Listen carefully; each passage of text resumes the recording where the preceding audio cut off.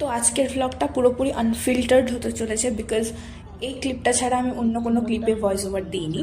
আর ভ্লগটা ভীষণভাবে কনফিউজিং লাগলেও কিছু করার নেই, আমরা এভাবেই ঘুরি। আমাদের বেরোনোর পর ডিসাইড হয় যে আমরা কোথায় ঘুরতে যাচ্ছি।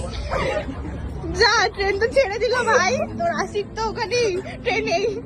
ওকে, তো কালকে আমাদের রাতে প্ল্যান হয়েছিল যে আমরা ঘুরতে যাব, বাট কটাই বলো গাইস? 12টার সময় প্ল্যান ছিল আমরা ইকো পার্কে যাব।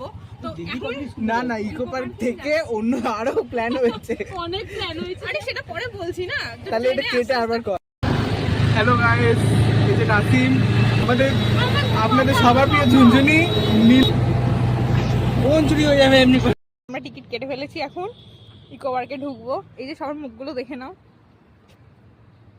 তা আমরা এখন টিফিন খাচ্ছি ইকো পার্কে এসে। আমি খাওয়ালাম এক্ষুনি ওর মুখে, মানে দিলাম।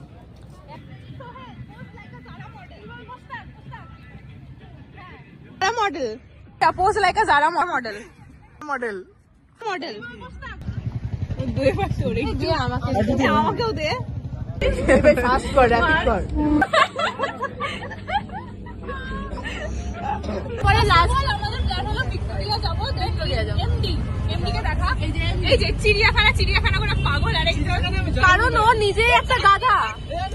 ওকে চিড়িয়াখানায়